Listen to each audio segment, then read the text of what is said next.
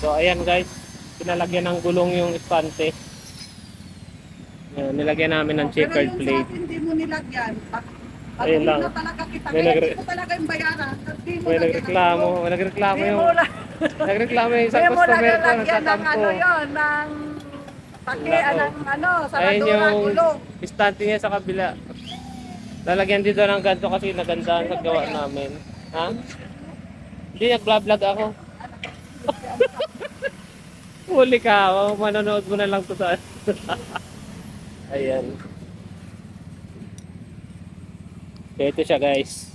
Since aluminum yung frame niya, Tangan mo muna ako sa ulo. since aluminum yung frame niya, hindi pwede irekta sa aluminum guys yung gulong. Kaya nilagyan namin siya ng base plate. Ayan o, base plate. So, winilding namin yan dito. Ayan. Dito sa kapila.